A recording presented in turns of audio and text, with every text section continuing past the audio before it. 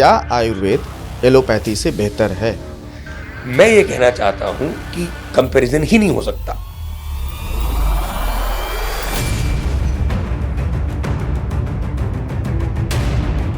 Technique इनकी कमजोर है, वेस्ट की टेक्नोलॉजी बेहतर है, हमारी टेक्निक बेहतर है, टेक्नोलॉजी तो 1000 साल से करने नहीं दी गई।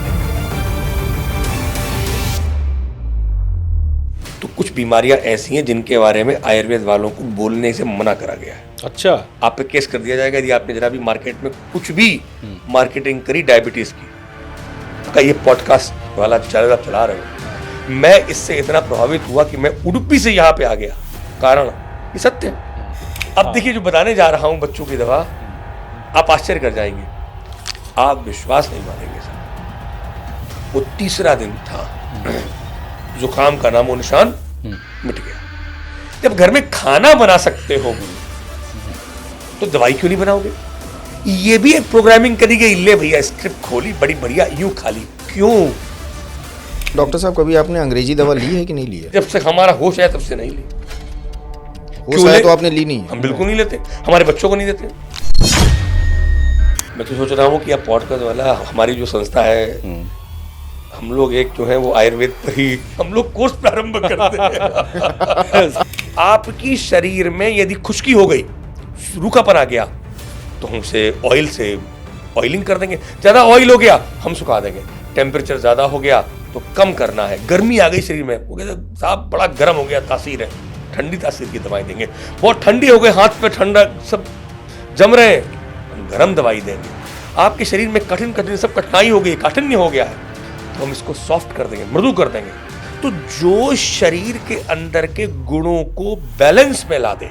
3W तो वेस्ट में हमेशा चेंज होते रहते हैं, वेदर, वर्क और वाइफ, ये टिकते ही नहीं। अब हम 3W ये टिकते नहीं। बहुत अच्छा नाम दिया आपने। निर्दयता है वेस्टर्न लाइफस्टाइल। 1000 साल तक जब मुगल हमारे संग रहे, हमारा कुछ नुकसान नहीं किया उन्होंने। ब्रिटिश ने जो हमारा नुकसान किया है वो बहुत बहुत प्लान्ड हुआ। रशिया में यही एमबीबीएस की डिग्री 30 लाख, चाइना में यही एलोपैथिक डिग्री 28 लाख, इंडिया में 1.5 करोड़ से कम है ही। आयुर्वेद कैसे डिजीज को डायग्नोज करता है कि किसके अंदर क्या दिक्कत है? हम पॉडकास्ट वाला के माध्यम से एक बहुत गंभीर बीमारी, या कहें सबको होने वाली बीमारी, शुगर, आप सीधा सीधा हमें इलाज बता दीजिए।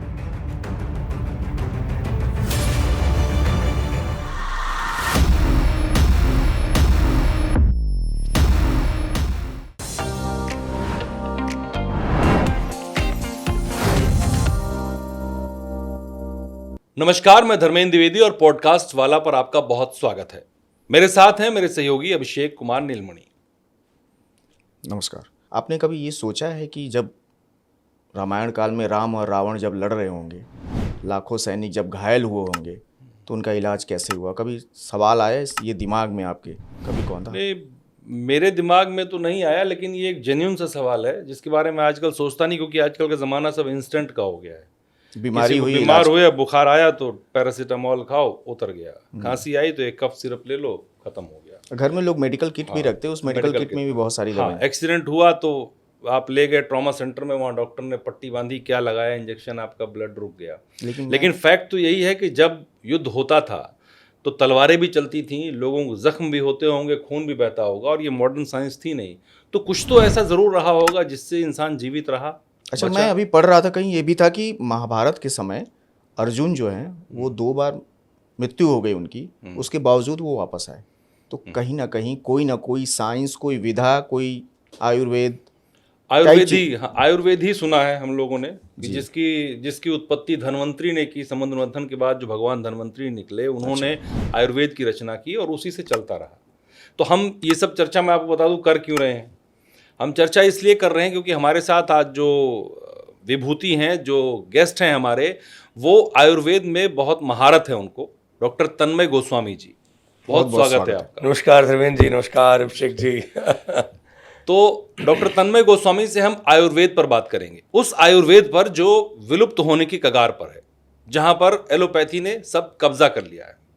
तो अभिषेक, मैं चाहूंगा कि आप शुरुआत करें। शुरुआत इसी से करते हैं। तन्मय सर, आपका पॉडकास्ट वाले पे बहुत बहुत स्वागत है। बहुत शुरुआत सिर्फ इससे कहते हैं कि आयुर्वेद क्या है? आयुर्वेद की ताकत क्या है? देखिए, अब ये तो बहुत वास्ट क्वेश्चन है, पर मैं उसे बहुत प्रिसाइज करने की कोशिश करता हूं। आयु का मतलब क्या?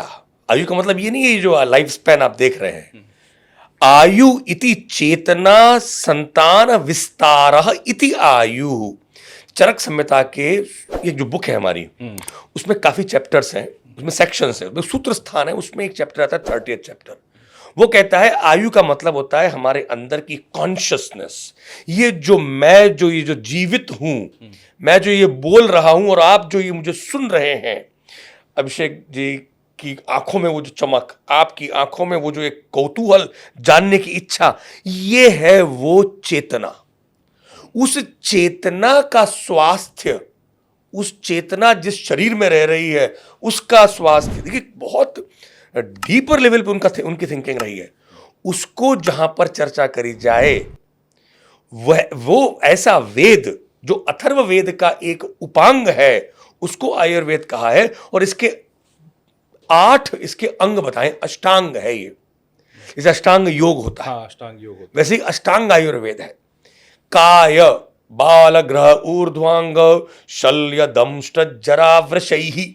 वो कहते हैं काय, आपकी शरीर में यदि खुश्की हो गई, रूखापन आ गया, तो हम उसे ऑयल से ऑयलिंग कर देंगे। ज्यादा ऑयल हो गया हम सुखा देंगे। टेम्परेचर ज्यादा हो गया तो कम करना है। गर्मी आ गई शरीर में, वो कहते हैं साहब बड़ा गर्म हो गया, तासीर है, ठंडी तासीर की दवाई देंगे। बहुत ठंडी हो गई, हाथ पे ठंडा सब जम रहे हैं, हम गर्म दवाई देंगे। आपके शरीर में कठिन सब कठिनाई हो गई, काठिन्य हो गया है, तो हम इसको सॉफ्ट कर देंगे, मृदु कर देंगे। यदि आपका शरीर बिल्कुल फ्लैसिड हो गया है तो हम इसके अंदर स्ट्रेंथ, इसको हम कॉम्पैक्ट कर देंगे। तो जो शरीर के अंदर के गुणों को बैलेंस में ला दे, वो विद्या काय है।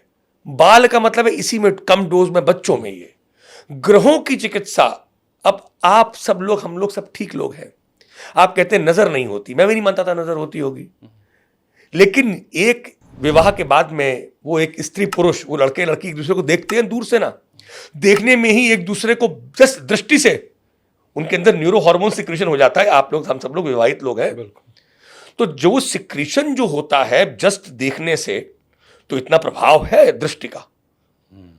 यदि आपका चैनल खुला है तो अंदर का, वो नहीं बंद है तो कोई दिक्कत नहीं। यदि खुल गए, आप कमजोर हो गए, तो दृष्टि का प्रभाव है।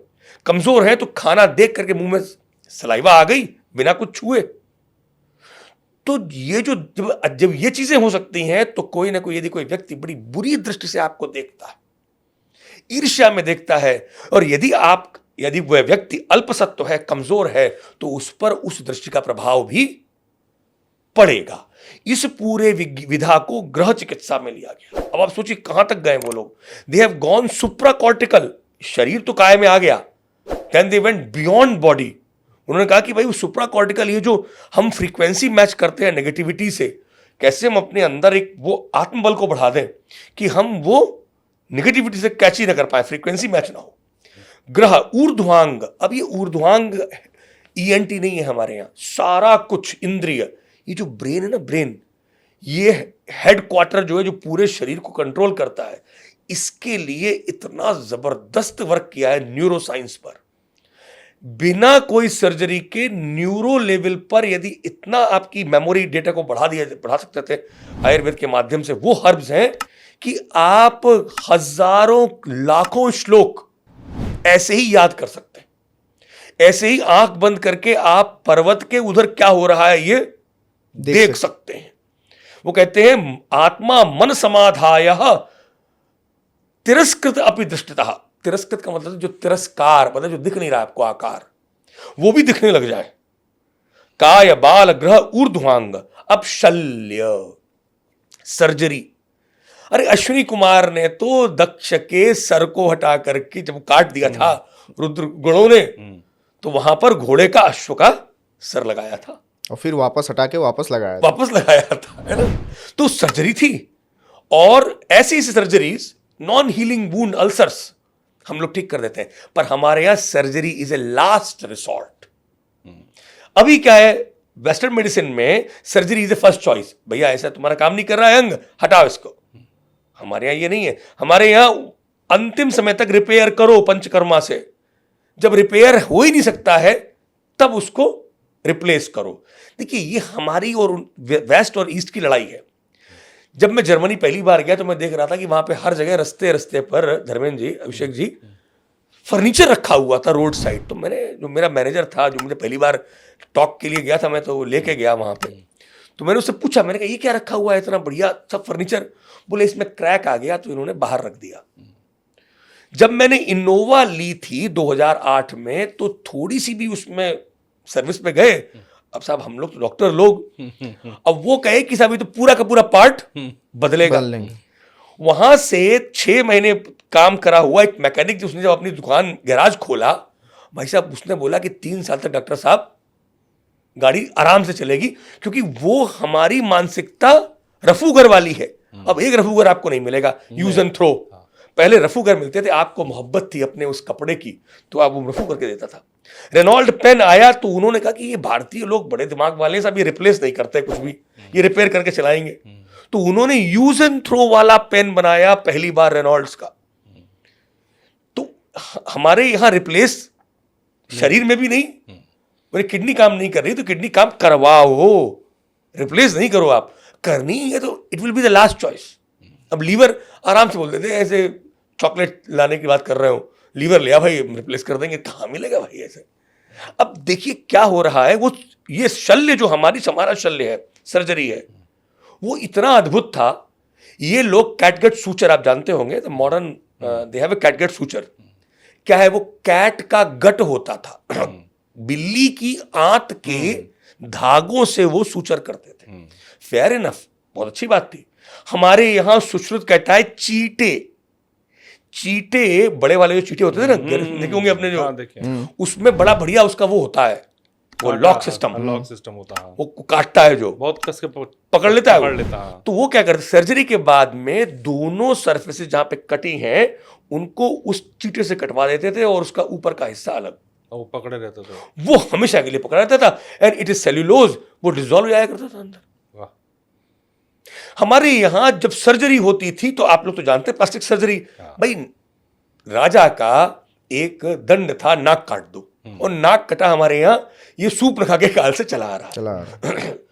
तो उन्होंने उस समय पर माथे की स्किन के फ्लैप को नाक पर लगाते थे, and that was our plastic surgery. बच्चे के जन्म में आजकल आपने देखा होगा, सुना होगा कि बच्चे सेरेब्रल पाल्सी के केसेस आ रहे हैं। क्या होता है कि फोर्सेप्स सर्जरी होती है, तो वो क्या होता है, जब बच्चा नहीं निकल रहा होता है तो वो उसको वो फोर्सेप लगा के उसे खींचते हैं और उससे ब्रेन उसका थोड़ा इफेक्ट होता है। हमारे यहाँ की स्ट्रेटेजी देखिए आप क्या थी उस समय पे, पीछे तक डालते थे वो सूत्र और इधर से निकालते थे और बच्चे को पीछे के बैक सपोर्ट दे करके पुल करते थे। कारण क्या, जो मां का जो प्रेशर है वो पीछे से नहीं लग पा रहा है तो वो बैक से करते थे। तो ये टेक्नोलॉजी, देखिए उनकी टेक्निक्स तो वही है, बेटर है आज से। इन्होंने टेक्नोलॉजी लाई है, टेक्निक इनकी कमजोर है, वेस्ट की टेक्नोलॉजी बेहतर है, हमारी टेक्निक बेहतर है, टेक्नोलॉजी तो 1000 साल से करने नहीं दी गई। तो मैं यहीं पे एक सवाल पूछ लेता हूं कि हमारी टेक्निक को मार किसने डाला? हम लोगों ने, आयुर्वेद वालों ने, भारतीयों ने। आप कहते हैं कि आप देखिए, आप, मैं आपको एक बात बहुत क्लियर कर बता दूं, आज के समय में आप कहते हैं सनातनी सनातनी, हम सनातनी नहीं हैं, हम नाम से सनातनी हैं। मैं आपको उसका उदाहरण देता हूं। हमारे यहां कभी भी घूंघट नहीं था, हमारे यहां स्त्रियां पीवट थी साहब घर की। घूंघट मुगलों ने लाया तो आ गया ना सनातनी। तो अब आप इन्फ्लुएंस्ड सनातनी है, मुगल इन्फ्लुएंस सनातनी है। अब एक आयुर्वेद का डॉक्टर जो है वो देता है, एक पेशेंट आया, बोला भैया हमको जो है कब्ज हो गई है, लैट्रीन नहीं हो रही है, पखाना साफ नहीं हो रहा है। वो एलोपैथी के पास जाएगा तो उसे वो क्रीमाफेन दे देगा, उसको पट पट पट वो निकाल देगा वहीं का वहीं। हमारा आयुर्वेद वाला क्या करता है, वो भी त्रिफला देगा। भाई त्रिफला का भी काम है निकालने का, जबकि तब वो आयुर्वेदिक एलोपैथिक स्टाइल वाला हो गया।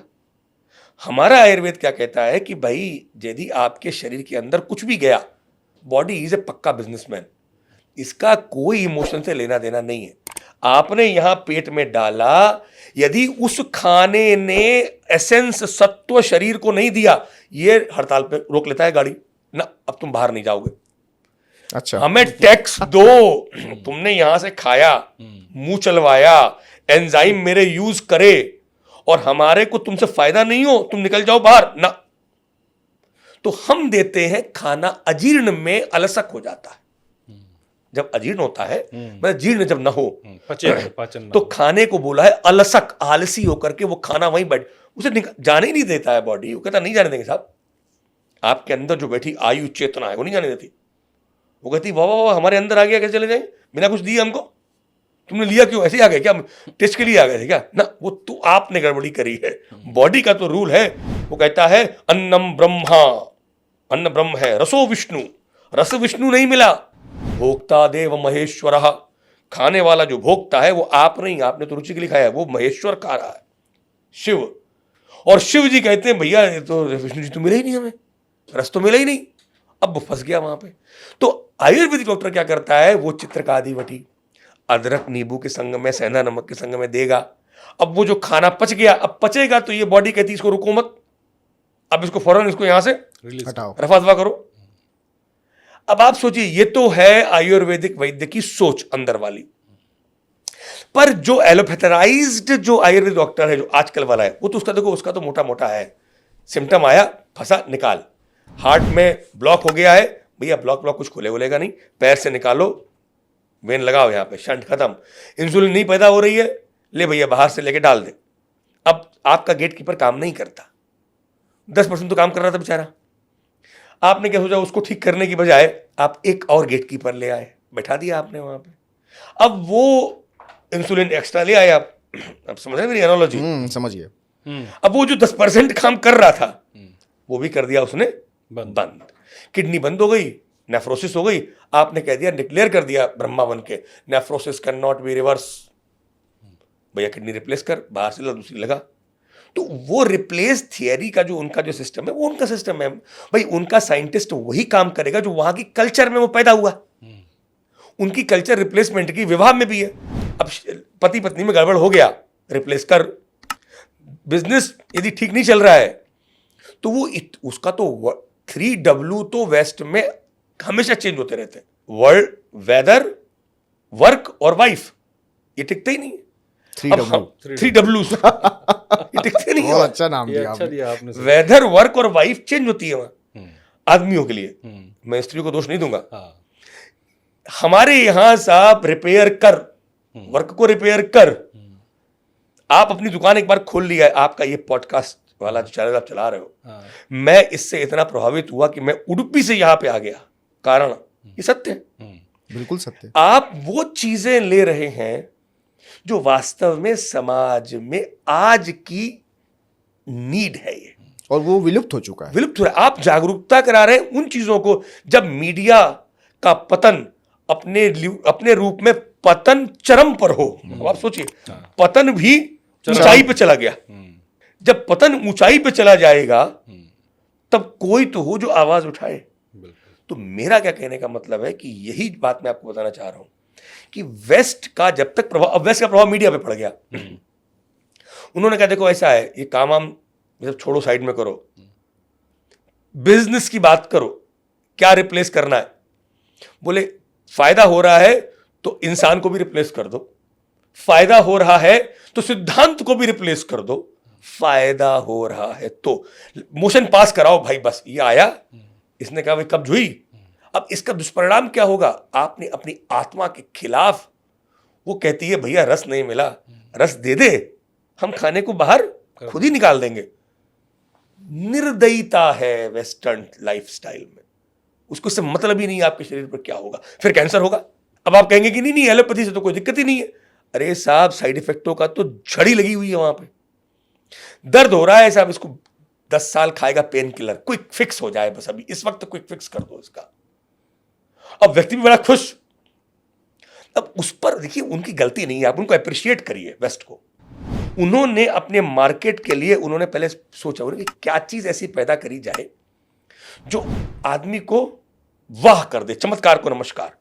साहब आप कहते हैं कि ये चमत्कार को नमस्कार, ये जो वो क्या होता है, वो मैजिक एक्ट, ये tablet remedy, magical remedies, tablet pain killer दे करके जो दर्द को भगाना है, मैजिकल एक्ट के अंदर में ये केस होना चाहिए। आप झूठ बोल रहे हैं कि बीमारी को आप ठीक कर रहे हैं। आप पेशेंट के संग में धोखा हो रहा है, क्योंकि उसको वो दर्द उसके शरीर का भगवान, उसकी प्रकृति का नियम है कि भाई घुटने में दर्द हो रहा है, इसका मतलब है गाड़ी रोक दे। अब गाड़ी गर्म हो गई साहब, सायरन बज गया, आप इसको पहले रिपेयर कर तब आगे चलो।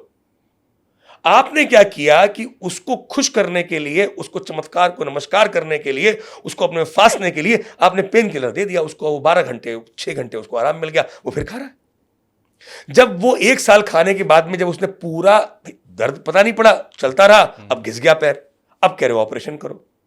आप सोचिए कि कितना बड़ा धोखा हो रहा है और कोई कुछ भी बोलने वाला नहीं।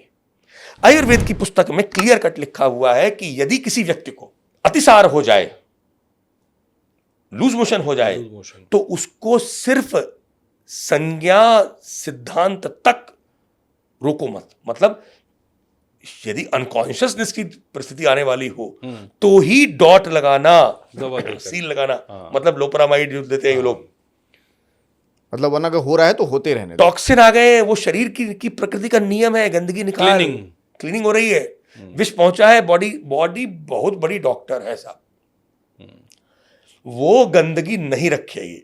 न गंदे विचार, न गंदी सोच, न गंदा भोजन, न विष। आपने क्या किया कि उसको टेंशन हो रहा है कि मैं घबराहट में, आपने उसको दे दी बंद करने की दवा। आयुर्वेद वाला भी वही हो गया है भाई। हम तो कहते हैं मौलाना सनातनी, वैसे ही ये घूंघट पर करा रहे हो अपनी बिटिया को आप। हमारा जो समाज था, वात्स्यायन का समाज, उसके अंदर लड़की वाले, देखिए जो वेस्ट की कल्चर है वहां पर लड़की वाला चाहता है कि लड़का मिल जाए मेरी लड़की को बेचारा। हमारे यहाँ तो लक्ष्मी है, लड़का वाला चाहता है भैया हमारे घर में अच्छी लक्ष्मी आ जाए। उल्टा है। आज आपके सारे सिद्धांत बदल गए, नाम आपने बचा लिया वो बात अलग है। बचाना, आप कह रहे हैं आयुर्वेद पे अटैक हुआ है, मैं कहता हूं कि भारतीयता ही पूरी तरीके से खत्म हो चुकी। देखिए खत्म तो ये नहीं होगी, मैं नहीं, आप जैसी विभूतियां अगर चाहेंगी तो बिल्कुल नहीं खत्म होगी और खत्म होने नहीं देना चाहिए। प्रकृति कोई ना कोई व्यक्ति को यहाँ पे निमित्त बना करके, चाहे शंकराचार्य को, चाहे मध्वाचार्य, किसी न किसी को डालेगी, क्योंकि ये प्रकृति से संबंधित जीवन है। तुम कितना भी मुद्दतें लाख चाहे, कुछ नहीं हो सकता, क्योंकि प्रकृति से बड़ी ताकत कोई नहीं। 2 कल्चर हैं वर्ल्ड की, एक है मैं अभी जो आपको बता रहा था बाहर, एक है ड्राईलैंड कल्चर और दूसरी है वेटलैंड कल्चर। वेटलैंड कल्चर जो है वो देखता है हर जगह उग रही है चीजें, तो वो कहता है यहीं पर तो भगवान है। अब ड्राईलैंड में जहां पर कुछ नहीं उग रहा है, अरब में या यूरोप में, तो वो कहता है यार कुछ तो है ही नहीं, तो भगवान कहीं आसमान में होगा। दोनों गलत नहीं है, परिस्थितियां उनकी ऐसी हैं। तो वो ड्राईलैंड वाला, अब इसमें क्या उसको गलत बोलना, क्या इसको सही बोलना, दोनों अच्छे हैं। लेकिन मार्स तक हुआ है भाई साहब, कहीं पर भी कोई सब स्टेशन नहीं मिला, वो अलग बात है। देखिए हमारे यहां मृत्यु तक को स्टडी किया गया, इतना स्टडी है, वो कहते हैं कि मृत्यु कभी भी, अकाल मृत्यु, एक्सीडेंटल मृत्यु को छोड़ दो, इन नॉर्मल रूटीन मृत्यु बिना सूचना दिए नहीं आ सकती। यथा पुष्प विने न फलम, बिना फूल के फल नहीं हो सकता। यथा बिना मेघे न वर्षा, बिना मेघ के, बिना बादल के बरसात नहीं होगी। बरसात है, आपको पहले नोटिस देती है बरसात आने वाली बारिश, भैया अंदर आ जाओ जुकाम हो जाएगा।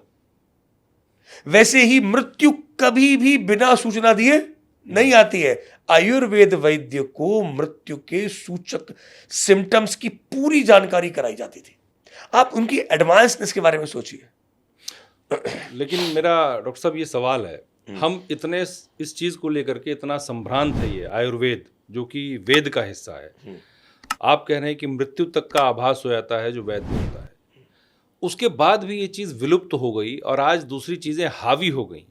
इसका मेन एक कारण क्या रहा कि हम इतनी संभ्रांत चीज़ों को छोड़ करके हम एक छिछली चीज़ों के पीछे भाग गए, एलोपैथी के पीछे? देखिए डिमांड और सप्लाई का एक सिद्धांत है, और ये लौकिक सिद्धांत है कि जिस चीज की डिमांड होगी उसकी सप्लाई होगी। जब डिमांड बदल दी जाए तो सप्लाई तो बदलेगी, बिल्कुल, है ना।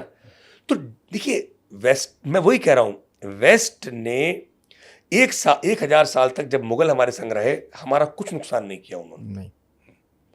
आपकी रामचरितमानस उसी टाइम पे लिखी गई, कृष्ण का आंदोलन पूरा उसी टाइम पर हुआ, रामानुजाचार्य उस समय पर आए, मध्वाचार्य आए, चैतन्य महाप्रभु आए, वल्लभाचार्य आए, मुसलमानों ने हमारा कोई नुकसान नहीं किया। मैं फिर बता रहा हूं आपको, वो बात अलग है कि हमारे और उनके बीच में कल्चरल संघर्ष चला, फिर उनको पता पड़ा भाई इनसे जीत नहीं सकते, क्योंकि इनके पास में प्रेम भी है और शक्ति भी है और शास्त्र भी है और शस्त्र भी है, इनसे तो सिनर्जी हमारे बीच में आई है।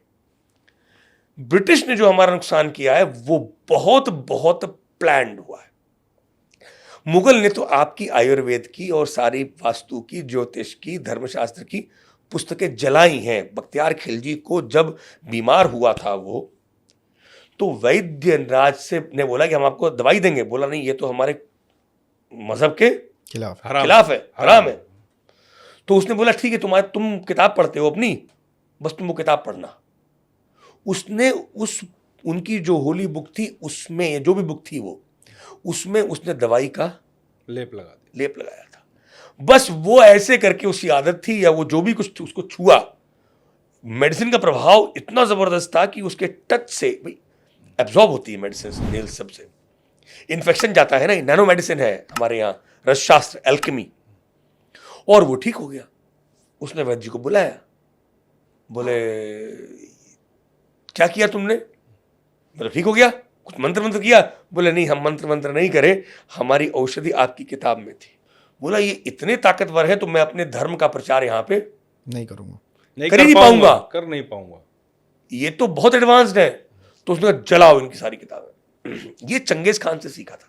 हम लोग छोटे थे तो कई बार सुनते थे माँ बाप की फलाने वैद्य हैं जो नाड़ी देख के बता देते हैं आपको क्या समस्या है, क्या दिक्कत है, और उसी से दवा दे देते हैं।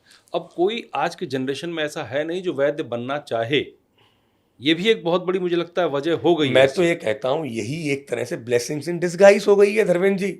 अच्छा, मैनेजमेंट की दो थियरी हैं, ये लॉ ऑफ नेचर है। एक है रेड ओशन थियरी और एक है blue ocean theory. Red ocean theory का मतलब होता है बड़ी मछली छोटी मछली को खा जाती है, खा रही है। बड़ी दुकान छोटी दुकान में, वो है ना, बड़ा मेडिकल स्टोर छोटा मेडिकल स्टोर, मार्केट, बड़ी कपड़े की दुकान छोटी कपड़े की दुकान, बड़ा टफ कंपटीशन है। तो लाल है समुद्र, युद्ध है।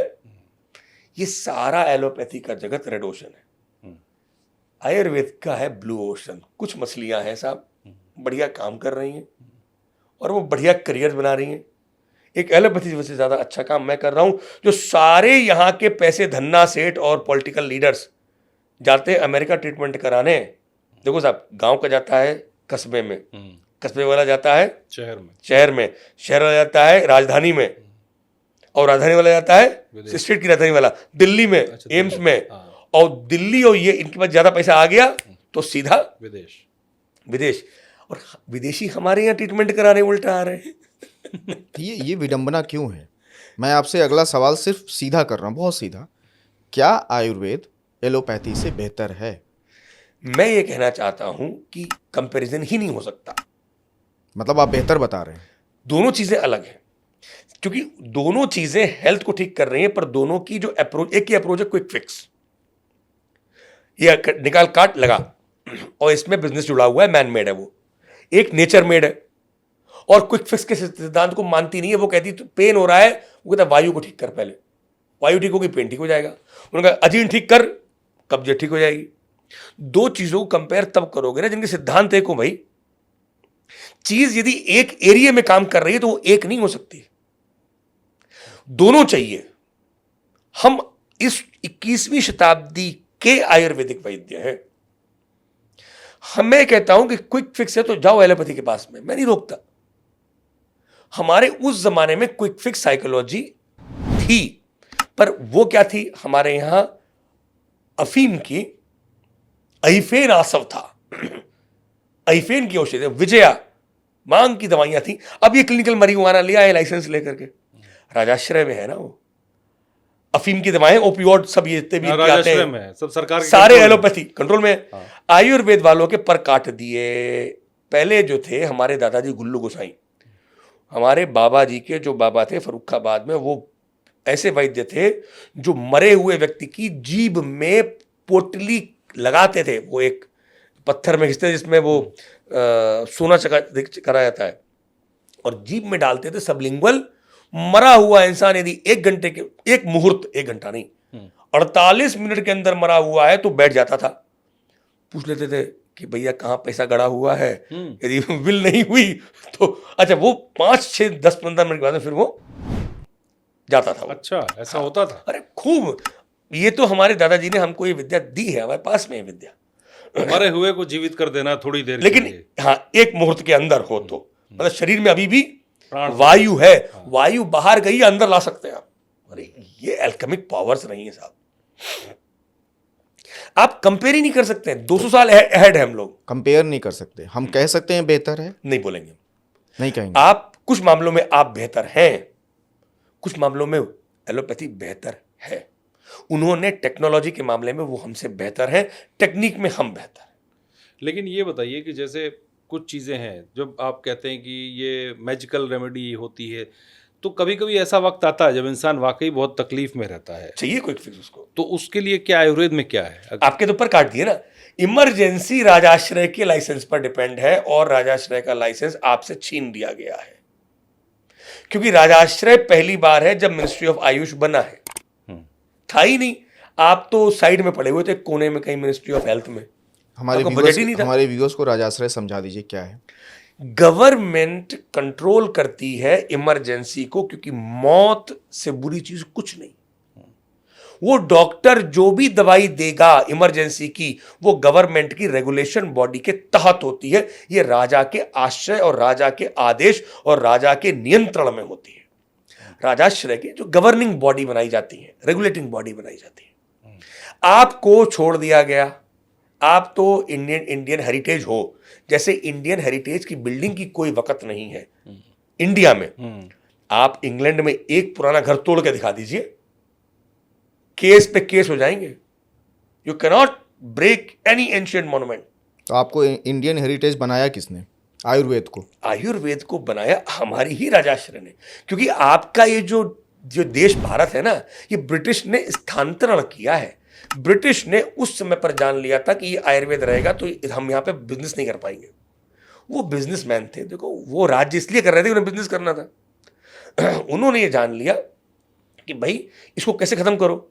1857 का जो गदर था, उसमें जो उनको चोट लगी है, तो उसके बाद में उन्होंने 3 बड़े काम करे।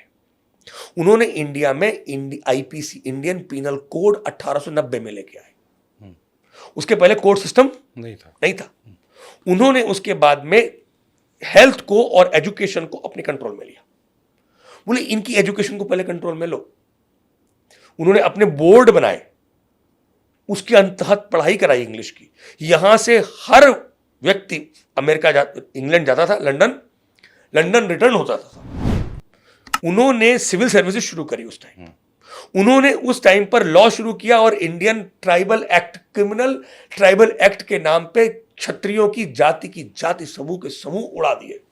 जो क्षत्रिय समूह उनके संग में साझा कर गए, उनकी सेना में आ गए, जैसे जाट रेजिमेंट, गुर्जर, जैसे सिखलाई, जैसे गोरखा, उनको रखा बस। बाकी सब कोर्ट के नाम पे मारे हैं। उन्होंने देव कमेटी, उडपा कमेटी, भोर कमेटी, 3 कमेटी बनाई। वो जानते थे कि इन लोगों की सोच के अंदर घुसे वो हमारे साथ में। उन्होंने हमारे संग में बैठ के खाना खाना शुरू किया।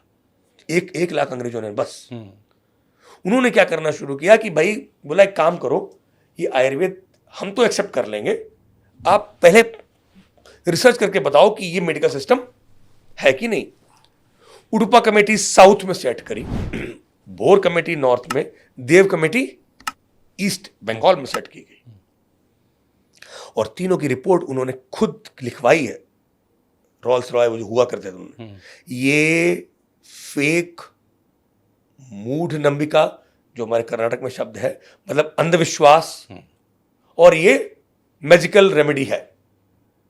और इस नाम पर उन्होंने इसको हटाया और उन्होंने दिखाया कि देखो ये वाइट वाइट टैबलेट देखो खाते ही एकदम अच्छा लग रहा है, नाक माक से पानी बंद हो गया, दर्द खत्म हो गया। बोले ये है अंग्रेजियत। बोले हटाओ साले वैद्य वैद्यराज, क्या है घुट्टी वुट्टी लगाए, नीम हकीम खतरे की जान। उन्होंने फिर वो प्रोग्रामिंग करी, कैंपेन किया। कैंपेन दो होते, मीडिया और हेल्थ, आप और हम। अभिषेक जी, धर्मेंद्र जी, हम लोग जो हैं वो राजा की वो हैं, चूल्हे हिला सकते हैं। यदि हेल्थ सिस्टम गड़बड़ हो जाए तो महामारियों की लाइन लग जाती है, जिसका उदाहरण है कोविड किया था ना वो। और मीडिया गड़बड़ हो जाए तो है क्या कि वो दोनों तरफ का खेल है, ये खेल राजनीतिक है। मैं अपने गेस्ट के बारे में बता दूं थोड़ा सा। डॉक्टर तन्मय गोस्वामी हैं, पिछले 30 साल से आयुर्वेद पर और ज्योतिष पर काम कर रहे हैं, डॉक्टरेट हैं आयुर्वेद में। उडुपी में बहुत बड़ा आश्रम चलता है जहां देश ही नहीं विदेशों से बहुत लोग आते हैं, हर साल आते हैं और ट्रीटमेंट लेते हैं आयुर्वेद के आधार पर। और जितने लोग आते हैं इस साल, उससे ज़्यादा अगले साल आते हैं, क्योंकि लोग रेफरेंस देकर लाते हैं। और वो एलोपैथी वाले देशों से लोग होते हैं जो एलोपैथी पे ट्रीटमेंट करवाते रहे हैं। एग्जैक्टली। डॉक्टर साहब अच्छी चीज़ें देना शुरू करते हैं। हाँ। आयुर्वेद में पंचकर्म क्या है, इसके लिए आयुर्वेद के जानकार की ज़रूरत होती है या कोई भी आयुर्वेद में कर सकता है? सुबह शरीर के अंदर के दोषों का निर्हरण करना ही, शुद्धि करना ही पंचकर्म है। ठीक है। अच्छा। आपको यदि रसायन लेना है, बुढ़ापा नहीं आने देना है, तो पहले बॉडी साफ करो, कपड़ा पहले साफ करो, फिर उस पर रंग चढ़ाओ। अब कपड़े में धूल घुसी हुई है सब पोर्स में, दाग आपने लगे रंग हुए चढ़ा पहले दिया से। उसके ऊपर, हाँ। तो कहीं पे कर रहा होगा कलर, कहीं पे कलर हल्का हो जाएगा। हाँ, बिल्कुल। और ऐसे ऐसे कर दिया तो वो कलर मिट्टी से में छूट जाएगा। तो पंचकर्म जो है वो हमारे यहाँ प्रप्रथम है। जैसे मैं क्या करता हूँ, स्किन डिजीज का कोई केस आ जाए तो पहले उसको वोमिटिंग करवाता हूँ दवाइयों से। ठीक है। वो पंचकर्म का वमन कर्म है। 5 कर्म है। देखो सीधी सी बात है, हम बॉडी को कट नहीं करते, बहुत सिंपल है, कोई रॉकेट साइंस नहीं है। बॉडी के नेचुरल जो ऑरिफाइसेस हैं, नवद्वारपुरी है साहब ये। 2 आंख, 2 कान, 2 नाक के नॉस्ट्रिल्स और 1 मुंह, 7 ऊपर है, अधोमार्ग में 2 है, मलमार्ग और 1 मूत्रमार्ग। ये नवद्वारपुरी का ही हम प्रयोग करते हैं दोषों को दूर करना, निकालने में। अब भाई साइनस वगैरह हो रहा है तो हम नाक में सोंठ और दूध की दवा देके झटक निकाल देते हैं। आंख में तकलीफ हो रही है, कान में हो रही है, हमने कहा स्किन में प्रॉब्लम हो रही है, तो हमने पहले पेट के अंदर की सारे विष को निकालो, तो हम दवाई दे करके सब निकालते, फिर दवाई देते हैं। हमें पता पड़ जाए कि भाई इसको जो है वो ब्रेन में और शरीर के अंदर नसों में प्रॉब्लम हो रही है, पित्त बढ़ गया, हम विरेचन दे देते हैं। हमें पता पड़ गया है भाई कि इस व्यक्ति की जो है वो नसें सब कमजोर हो गई हैं, ताकत चाहिए, हम बस्ती देते हैं, एनिमा देते हैं गुद मार्ग से। हमें पता पड़ गया कि भाई इसके रक्त में बहुत गंदगी है, हम लीच लगा देते हैं या ब्लड को निकाल देते हैं। जोंक जो होती है। ये पंचकर्मों में 5 कर्म हैं। देखिए, वमन, उल्टी करके निकालना, मैं यही जानना चाह रहा था। विरेचन, जो मल मार्ग से सब गंदगी निकाल देना, लीवर बिल्कुल क्लीन कर देते हैं। एसजीपीटी, एसजीओटी हम पहले अपनी ब्लड रिपोर्ट करवाते हैं, कोलेस्ट्रॉल की रिपोर्ट करवाते हैं, ब्लड टेस्ट। इसलिए नहीं कि मुझे विश्वास करते हैं, लेकिन लोग विश्वास करते हैं। हाँ, लोगों को बताना है ना कि रिपोर्ट्स में क्या बदलाव आया। अब विरेचन होने के बाद में 7 दिन तक उसको वेट कराते हैं, फिर उसको ले रिपोर्ट दोबारा कराओ, दोनों रिपोर्ट वो कहता है तो ठीक हो गया मेरा कोलेस्ट्रॉल। 180 डिग्री बदल जाती है 7 दिन में ठीक हो गया। 7 दिन में जल कट गई, लीवर के अंदर से चीजें निकल गई, आदमी ठीक है। डायबिटीज है भाई, एक बार शोधन हो जाए उसके बाद में आप वो रोज सुबह 40 मिनट वॉक करें सुबह और शाम को करें, और खूब टेंशन करें और खूब मीठा खाए। मैं क्या बोल रहा हूं, दोबारा बोल रहा हूं, ऑन रिकॉर्ड है, आप खूब मीठा खाए और खूब मस्ती से रहे, तनाव भी लें। तनाव भी हम बने ही है साहब। तनाव जो देखो, आप जाओ डॉक्टर के पास में, वो कहता है टेंशन मत लो। हाँ साहब खुद तो टेंशन ले रहा है। कहना बहुत आसान, संभव नहीं है। संभव नहीं है साहब। आप में दम है तो आप वो करिए कि उसके अंदर टेंशन को पचाने की ताकत बढ़ा दीजिए। आप समझ रहे हैं क्या कहना चाह रहा हूं? तो कैसे समझ होगा गए। वो? कैसे होगा? अब यही है शोधन। जहां बॉडी क्लीन करी आपने, विरेचन किया, लीवर पे जो लोड था वो टॉक्सिन का, वो खत्म हुआ। अब इसकी कैपेसिटी बढ़ी, नर्व्स की जो प्रेशर था वो कम हो गया। भाई बॉडी के अंदर टॉक्सिन्स होगा तो नर्वस सिस्टम स्पैज्म में रहता, टेंशन नहीं ले सकता वो व्यक्ति जो स्पैज्म में है। आप किसी व्यक्ति को बुखार आ रहा हो और जाओ उसकी पीठ पे झाड़ से मार के बात करो, गरिया आएगा बहुत जोर से, हमारी भाषा में बोले तो सही बात है, बिल्कुल गाली देगा। पहले तनाव में आदमी जीवन के जो परेशान है। और यदि बुखार उखार नहीं हो, आप आए बोले डॉक्टर साहब कैसे हैं, हम कहे अरे भैया बहुत बढ़िया, आओ बैठो, चाय पियो कॉफी पियोगे, और बुखार में हमने मार दिया, ना चाय पूछेगा ना कॉफी, बोले जाओ तुम। हाँ बिल्कुल सही। तो देखिए बॉडी का, शरीर का और मन को अलग कर दिया इन लोगों ने। ऐसी साफ दुर्भाग्य है। साइकेट्री को छोड़ दो, साइकोलॉजी तो इनकी, वेस्टर्न साइकोलॉजी तो 15 साल की बच्ची है। अब ऑनलाइन है, इंटरनेट पे सब कुछ, अब तो थी ही नहीं कभी। अच्छा, इसीलिए आयुर्वेद मन, शरीर हाँ, और विचार दोनों पर, साइकोसोमैटिक, हाँ दोनों पर काम करने की बात करता है। आप सोचो, आपने कर दिया कि ये व्यक्ति जो है मेंटल पेशेंट है, तो उसको बॉडी के सिम्टम नहीं होंगे क्या? ऑब्वियसली होंगे।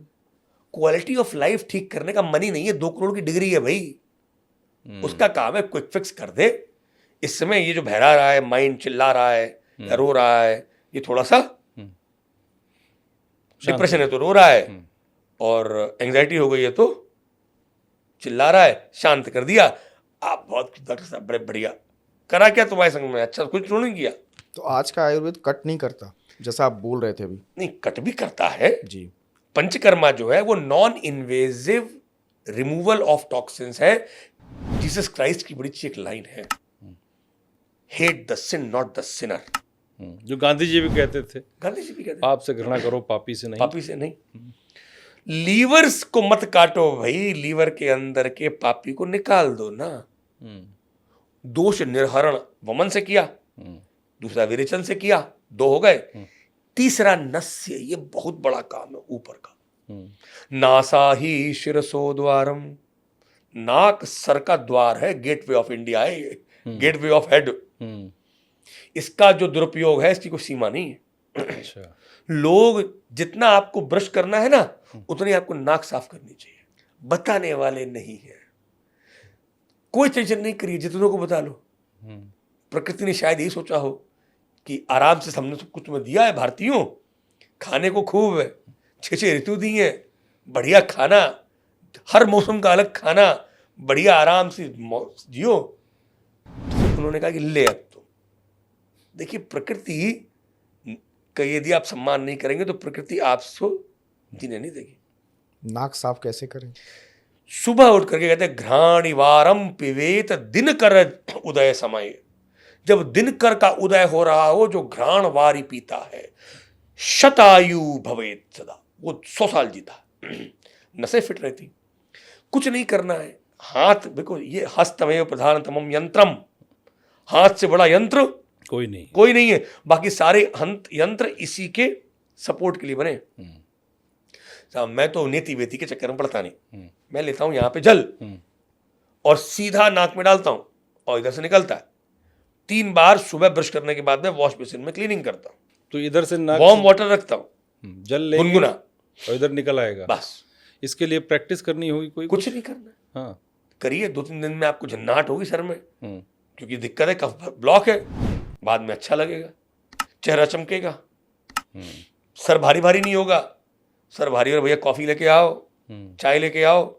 आपकी लाइन में तो हर 2 घंटे में बाहर जाके सिगरेट पीते, बिल्कुल सही बात है। हाँ। ये अच्छा, डॉक्टर साहब, कभी आपने अंग्रेजी दवा ली है कि नहीं ली है? बिल्कुल ली है, क्विक फिक्स दी गई हमको, जब तक दी गई तब तक ली है, जब से हमारा होश आया तब से नहीं ली। हो सकता तो आपने ली नहीं है? हम बिल्कुल नहीं लेते, हमारे बच्चों को नहीं देते। हमारे यहाँ यदि बच्चे की तबीयत खराब हुई, देखिए जब तक, जहां तक अब मेरी कुछ चीजों में क्विक फिक्स, यदि माँ है मेरी श्रीमती जी, अब वो बेचारी बच्चे के दर्द को नहीं देख सकती हैं, तो उन्होंने कभी पैरासीटामोल वगैरह का क्विक फिक्स का प्रयोग किया होगा। मैं नहीं कहता नहीं किया, लेकिन मैं अपनी दवा से बच्चे के अंदर की वो इम्यूनिटी बढ़ाता हूं, क्विक फिक्स की जरूरत ना पड़े। और पड़ी है तो हम लेंगे, हम क्यों नहीं लेंगे? हम 21वीं सेंचुरी में रह रहे हैं भाई। नहीं, बात अगर इम्यूनिटी की होगी तो मैं चाह रहा हूँ कि देश के जो भी बच्चे, बहुत सारे पेरेंट्स हमारा शो देखते हैं, आप उनकी उनको इम्यूनिटी कैसे बढ़े ये भी आप बता दें। मैं आपको एग्जांपल दे रहा हूँ। इवन हमारे भी बच्चे हैं, आपके भी बच्चे। मेरे 3 बच्चों में छोटे वाले बच्चे को बार बार जुकाम, अंत तो गत्वा मैंने अपनी सारी आयुर्वेदिक दवाएं ट्राई कर ली, वो काम कर रही थी, पर थोड़ा मेरे मन में इतनी ग्लानि हुई, मैंने कहा कि मैं खुद वैद्य और मैं इसको ठीक नहीं कर पा रहा हूँ। हमारी मिसेस की तरफ से उनका अपना हक है, तो उन्होंने एलोपैथी वगैरह की थोड़ी दवाएं हमें दी, तो भी होता था। उस समय पर बेचारे बच्चे को थोड़ा आराम हो गया, स्कूल जाता था, शाम को बुखार आ गया, बच्चों को आपस में वहां बैठते हैं, इन्फेक्शन हो जाता है। तो मैंने कहा इम्यूनिटी को बढ़ाना पड़ेगा।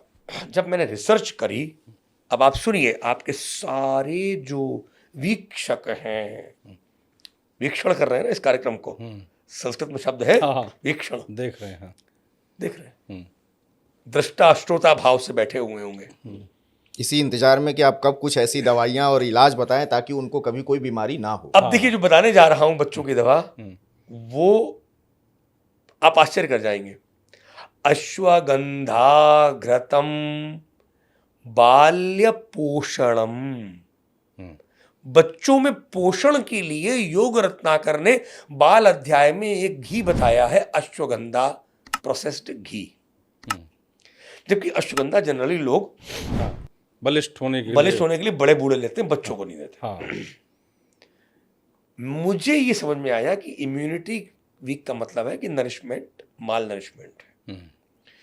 बस अंदर से वो एक, मैंने कहा हर किसी के अंदर एक डॉक्टर बैठा हुआ है, हर किसी के अंदर इंजीनियर बैठा हुआ है। आपके घर में यदि कुछ खराब हो जाएगा, चम्मच लेके आएगा और वो खोल देगा। ये Steve Jobs said, Indians work on intuition, we work on intellect. Indian से बड़ा इंट्यूटिव कोई नहीं। वो मेरा इंट्यूशन काम किया। मैंने कहा अश्वगंधा घृत, इसको अभी अब वो छोड़ो, अभी जुखाम, मैं तो पहले इसका पोषण करता हूं। और मैंने वो पंचसार में बनाया। दूध, गुनगुना दूध 30 ml, थोड़ा सा, उसमें डाला एक पिपली का पाउडर।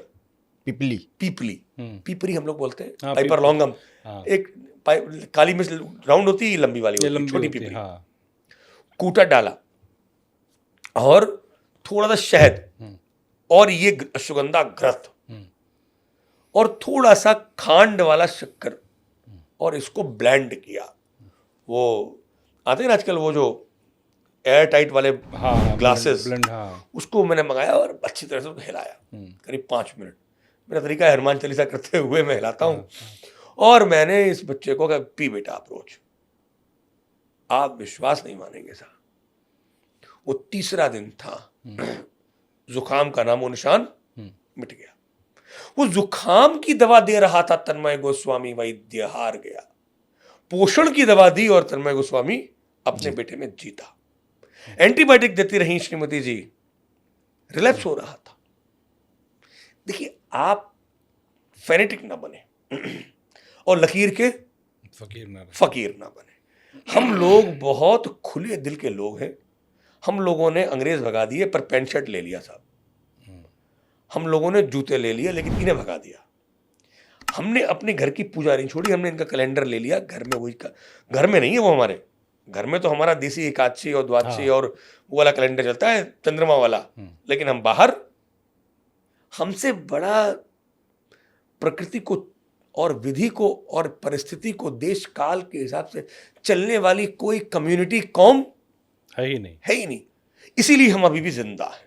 आयुर्वेद का ये जो मैंने आपको औषधि बताई ना अभी, यदि ये एक छोटी सी चीज, मैंने बच्चों का एग्जाम्पल दिया, मैं और एक जो आपने अश्वघृत बोला, अश्वगंधा घृत, वो मिलेगा कैसे?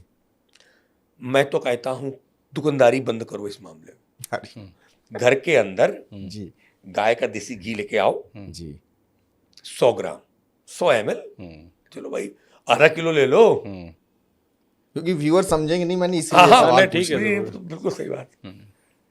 अब आप क्या करो, अश्वगंधा का पाउडर ले आओ, मिल जाता है हर जगह, वो तो मिल जाएगा। मिल जाता है। जब घर में खाना बना सकते हो गुरु, तो दवाई क्यों नहीं बनाओगे? ये भी एक प्रोग्रामिंग करी गई, ले भैया स्ट्रिप खोली बड़ी बढ़िया, यूं खाली। क्यों? आपको दवाई बनाना होगा। वो दर्द इतना प्यारा दर्द है, क्योंकि कस्टमाइज्ड, आपको वो फ्रीडम देता है अपने हिसाब से। वही चाय आपकी श्रीमती जी बनाती होंगी, आपकी माँ, आपकी बहन, टेस्ट तीनों के अलग होते हैं, बिल्कुल। माँ की चाय का तो टेस्ट ही अलग है, उसमें तो ममता भी पड़ी है। पत्नी का प्रेम अलग वाली वो चाय होगी आपकी। अब देखिए उसमें आपको फ्रीडम मिलती है। मैं क्या करता, कितना डालना है वो आपको अंदर की आवाज बताएगी, इंट्यूशन। 1 महीने के बाद में शुरू में शास्त्र बताएगा, तो मैं तो शास्त्र का प्रयोग करता हूं आधार के लिए, फिर मैं अपना दिमाग लगाता हूं, अपनी रिसर्च लगाता हूं। वही मेरा वैद्यत्व है।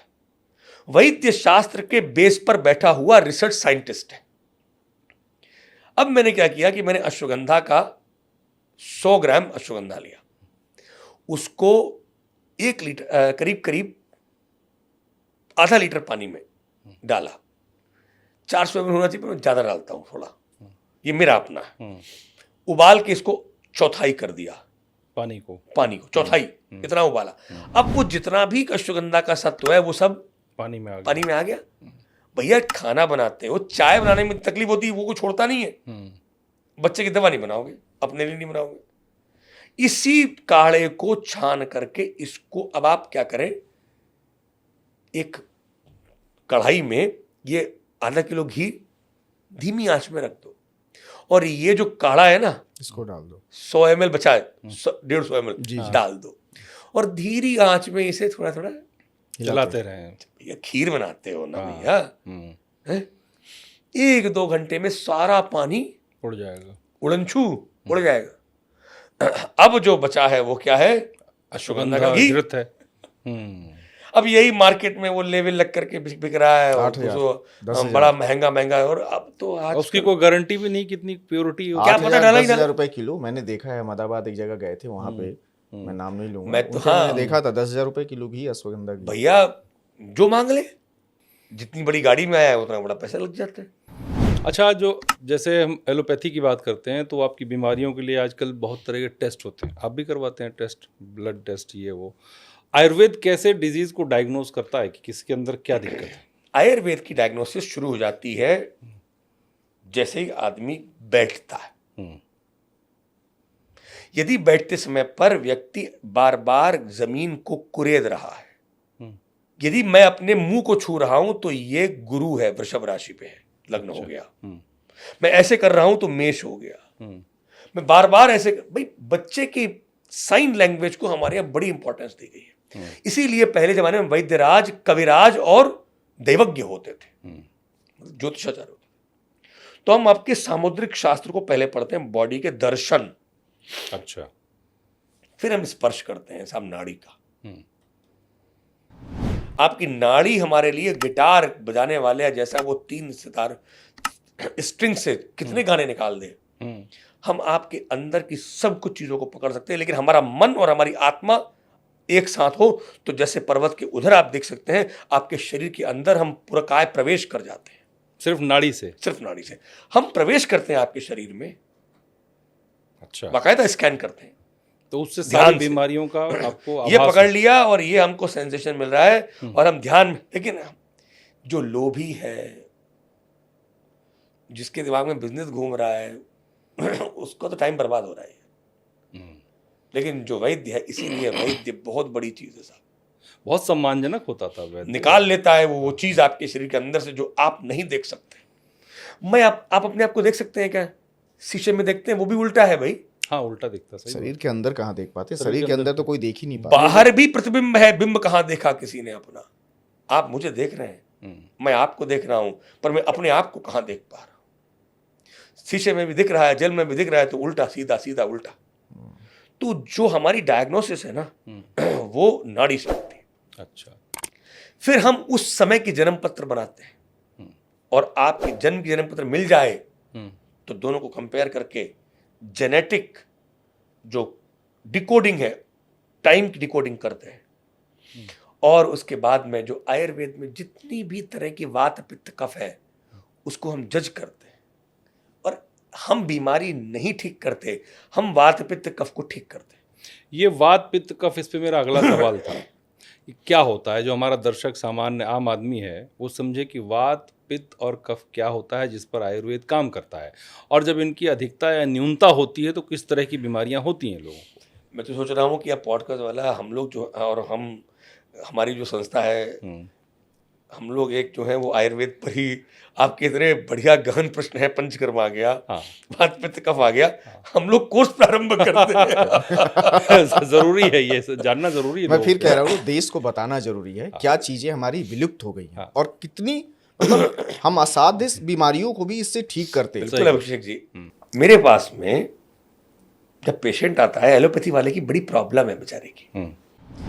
2 करोड़ की डिग्री के बाद में आने के बाद में जब वो बैठता है तो मरीज जो आता है, भाई मरीज वो तो आएगा नहीं जो सिर्फ अमेरिका से पढ़ के आया हुआ लड़का है, वो तो आप सबके लिए हो, सूर्य तो सबके ऊपर प्रकाश देगा, बिल्कुल। जो आ जाए।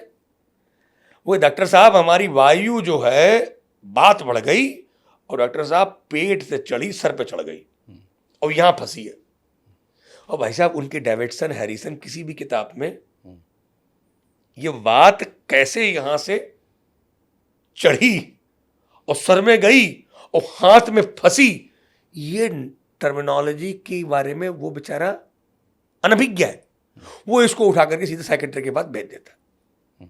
बताओ साहब, अब भारतीय जो बाबा परदादा के काल से जो लैंग्वेज चली आ रही है, वायु फंसी, वायु निकल रही है, गैस बहुत बन रही है, और साहब दर्द का मतलब है वायु, आप इतना जान लो। अच्छा, कहीं ना कहीं फंस गई है। जहां भी कहीं दर्द आपकी बॉडी में है तो मतलब वायु गड़बड़ हुई। हम दर्द ठीक नहीं करेंगे, हम वायु ठीक करेंगे, दर्द ठीक हो जाएगा। अच्छा। दर्द ठीक हो जाएगा और 3 घंटे में होगा। अच्छा, और पक्का होगा। लेकिन वो वैद्य चाहिए जो दर्द ना ठीक करे, जो वायु को ठीक करे। वायु को ठीक करे। अब आप समझ गए बात क्या है? बिल्कुल। बहुत सिंपल लैंग्वेज में बता रहा हूं आपको। शरीर ये भी सूख जाए, मुंह सूखे, गला सूखे, लैट्रीन सूखी सूखी हो, शरीर के अंदर वायु बढ़ गई, दर्द होगा उस आदमी को जरूर। अब तुम इधर इधर इधर कहां कहां देखोगे महोदय, महाराज हर जगह दर्द है। वो वायु है तो हर जगह दर्द है, वायु गड़बड़ हो गई। वायु नर्वस सिस्टम का नाम है। जैसे आपका ये वायर है ना, ये वायर, इसकी ये रबर का है, पर क्या रबर के अंदर घूम रही है करंट? ना, अंदर तो कॉपर का वायर है, वायर है, हाँ। जो इस करंट को लेके जा रहा है। हाँ। लेकिन यदि ये रबर ना हो तो इसका क्या होगा? सब स्कैटर हो जाएगी करंट। हाँ, इधर उधर हो जाएगा, किसी को नुकसान पहुंचाएगी, इधर लग जाए, करंट लग जाए किसी ऐसे ही हमारे शरीर में नर्व्स जो होती हैं उनके ऊपर एक फैट की कवरिंग होती है अभिषेक जी, उसको बोलते हैं माइलिन। है वो क्या? फैट। अंदर क्या है उसके? न्यूरॉन्स। वो क्या लेके जा रहे हैं? इंपल्स। अब जब शरीर में वात बढ़ी, टेंशन किया, दिन भर खाया नहीं, टेंशन किया, दौड़ते रहे, शरीर सूख गया, फैट भी सूखेगा। अब फैट सूखा तो अब वो जो अंदर जो न्यूरॉन्स थे, अब वो current action potential propagates with much greater velocity when myelin is correct. अब माइलिन नहीं होगी, हमने आज आपको यहां दबाया, कल पता पड़ेगा आपको, या जहां वो सूख गई वहां पे दर्द हो जाएगा। हमने फटाक से लिया तेल, ऑयल परमिएबल है, स्किन, वाटर इम्परमिएबल है, वाटर नहीं घुस सकता, ऑयल घुसता है। हमने फटाक से वो लगाया, अब कैपिलरी से वो 30 मिनट तक करना पड़ेगा जिससे कि वो परकुलेट होकर अंदर चला जाए कैपिलरी एक्शन से, और वो हर्ब्स पहुंच जाए। उन्होंने माइलिन को कर दिया दुरुस्त, रिपेयर। अब दर्द खत्म। एलोपैथी का बेचारे को बेस्ट का अलग मामला है। देखो उन्होंने क्या किया, उन्होंने दी गोली जो उतनी देर के लिए तुम्हारा नर्व, वो दर्द आपको सेंसेशन वहां पहुंची नहीं थी, बस वही रोक दिया, ब्रेक कर दिया उसको। तो वायु को हम ठीक करते हैं महोदय, और वायु को ठीक करने का मतलब है सारा कुछ हम बॉडी को ऑयलिंग करते हैं, कि वायु का मतलब है बॉडी रूखी हो गई, बॉडी सूख गई। बच्चा होता है, छोटा बच्चा चब्बी होता है ना, उसमें कफ होता है, उसमें वायु की समस्या नहीं होती। बच्चे कभी नहीं बोलते हमें गैस फंस गई हो, हल्का फुल्का पेट में गए, अजवाइन दी और पट्टे से निकल जाती, ठीक हो जाती। अब पित्त क्या, बच्चे में वायु नहीं होती है, बूढ़े सब सूख जाता है शरीर, वो वायु है। अब पित्त क्या, जब आपको बिना काम करे थकान होने लगे, क्या बोला मैंने? बिना काम किए थकान हो। श्रमः, बिना परिश्रम की जब श्रम हो जाए उसे क्या कहते हैं? पित्त बढ़। पित्त। पित्त बढ़ गया मतलब अब आप बैठे बैठे थके हो, भैया हम लेट जाए, अरे यार अब नहीं हो रहा है, इसको चाहिए पट्टे से कॉफी, पट्टे से चाय, और फिर एसिड और बनता है, फिर चाहिए उसको, फिर एसिड बना, फिर चाहिए उसको। कारण क्या है कि वो पित्त थकान देता है, chemical poison, excessive chemical formation, acid जब बनने लगे ब्लड में उसे क्या कहते हैं हम लोग? पित्त। अब बेचारा पेशेंट आता है, डॉक्टर साहब MBBS MD FRCS लंदन वंदन जो भी लगे हुए हो, काफ़ी लगे होते हैं, वो जाते वाते पता नहीं, लेकिन वो मिल जाती डिग्री 500 रुपये, 5,000 से 50,000 में। और भाई साहब उनसे पेशेंट आके बोलता है, वो डॉक्टर साहब पित्त बढ़ गो। अब इन्हीं के पता पित्त बढ़ गया, इनके कंसेप्ट में नहीं है। अब कफ क्या है? ये जो आपके शरीर में ग्रीसिंग है ये सब कफ है। अच्छा। इलास्टिसिटी है ना, ये चमक जो है, ये चमक, ये दमक सब आपसे ही है ना ठाकुर जी। तो वायु को ठीक करने वाले, देखिए कृष्ण का जो तत्व है वो आपके अंदर वायु को कम करता है, पित्त को कम करता है, कफ को बढ़ा देता है, क्योंकि वो आपको आनंद में ले आता है, भक्ति में आ जाते हैं आप। न्यूरो हॉर्मोन्स जितने भी हैं वो सब जो ये जो लव हार्मोन है, ऑक्सीटोसिन, सेरोटोनिन, आपकी जो म्यूकस सही तरह से है बॉडी में, ये सब जोड़ों में जो सेनोवियल फ्लूइड है, चिकनाई है, ये सब कफ है। अच्छा। अब वो कहता है डॉक्टर हमारा कफ बढ़ गया। कफ का मतलब खांसी है। हाँ, लोग तो कफ उसी से जोड़ते हैं। अगर कफ सिरप आ रही है, COUGH कफ, 99.9% लोग कफ मतलब खांसी, खांसी या बलगम जो निकल रहा है इंसान से, हाँ, वो है ही नहीं। कफ का मतलब होता है शरीर के अंदर का वो पानी का तत्व जो आपकी चमक का कारण है, वो कफ। कफ सिरप नाम है भाई, कफ सारे सिरप जो है वो कफ के नाम से बिक रहे हैं। कफ अब आप सिरप, देखो, कफ सिरप। उन्होंने डिमांड क्रिएट करी, नाम बदला, लेकिन बेचारा हमारा जो आज भी जो कॉमन मैन है ना, जो जमीन से जुड़ा हुआ हमारा इंसान है, जिसके लिए हम वैद्य हैं, देखो साहब ऐसा है, उस व्यक्ति की लैंग्वेज आज भी आयुर्वेदिक लैंग्वेज है। हाँ बिल्कुल है, सब जानते हैं, वात पित्त कफ की बात करता है आदमी।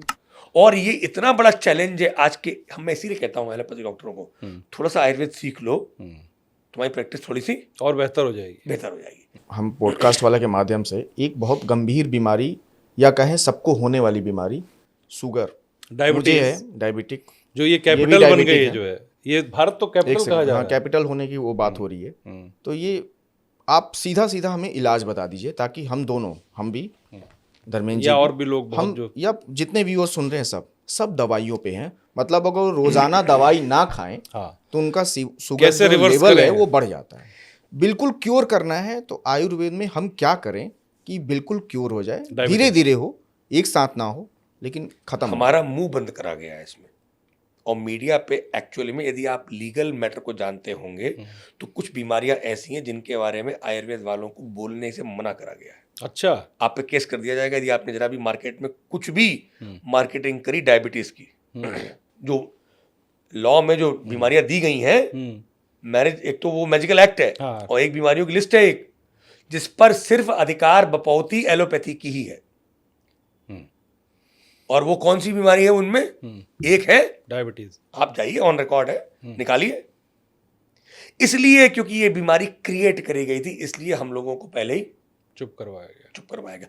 अच्छा, गवर्नमेंट राजाश्रय, राजा बोलेगा बंद, चुप बंद करो तो बंद हो जाएंगे। हम तो प्रजा हैं, तो धंधा इसके पीछे चल रहा है सब। बस हम तो मौनम पंडित लक्षणम, मैं क्यों बोलूं कुछ, समझदार को इशारा काफी। ये बीमारी आपको भी नहीं है, आपको भी नहीं है। स्ट्रेस जिसे भी होगा उसकी, भैया आपसे एक बात बताओ, यदि आपको अभी, आप आराम से, हम सब बैठे हुए तीनों लोग यहां पर, अभी कुछ बम फटे बगल में, हम लोगों की क्या होगी? हम लोग या तो फाइट करेंगे या फ्लाइट करेंगे, या तो भागेंगे या लड़ेंगे। दोनों कंडीशन में बॉडी को रसद चाहिए। युद्ध में रसद बहुत जरूरी है। हाँ। अब जब अंदर जंग होगी तो हाई अमाउंट में ग्लूकोज चाहिए होगी, वो पटापट पटापट इंसुलिन हाई अमाउंट में सिक्रीशन शुरू करेगा। अब भैया कितना कर लेगा? तुम रोज बम फाड़े पड़े हो, रोज बम फाड़े पड़े हो, मार बम फट रहा है, यहाँ फट रहा है, वहाँ फोड़ मार मची हुई है। मतलब मेरा जिंदगी में यहाँ पे हमारी बम्बई भाषा में बोले तो मगजमारी चल रही है, टेंशन चल रहा है, व्यक्ति दुखी हो रहा है, रो रहा है, अंदर चिल्ला रहा है, और सुबह उठता है किस्मसाता है, दिन भर पैरेलल उसकी एक दुनिया चल रही है और ऊपर से काम कर रहा है। उसको ग्लूकोज ज्यादा चाहिए नहीं चाहिए? आप बताओ। बिल्कुल बिल्कुल। तो शरीर बेचारा, जो आपकी जो आत्मा बैठी हुई है, वो कहती है भैया गरीबी कितनी भी हो, मजबूरी में आप कहीं से भी लाओगे पैसा, खर्च करोगे। तो भैया जो इंसुलिन रूपी जो पैसा है, वो कहता है निकाल भैया, निकाल निकाल पैनक्रियाज निकाल। एक दिन वो कहता है अब कहाँ से निकालें, कितना निकलवाओगे? हमको बोल दिया गया चुप बैठना, ये सिर्फ एलोपैथी वालों का हक है, क्योंकि यदि ये बीमारी होगी तो अपने आप ही 10 साल के बाद में किडनी खराब होंगी तो किडनी का व्यापार होगा, लीवर में फैट बनेगा तो लीवर का व्यापार होगा, सेंट्रल ओबेसिटी आ जाएगी, कोलेस्ट्रॉल बढ़ जाएगा, आंखें खराब होंगी तो ऑप्थेल्मोलॉजी का व्यापार होगा।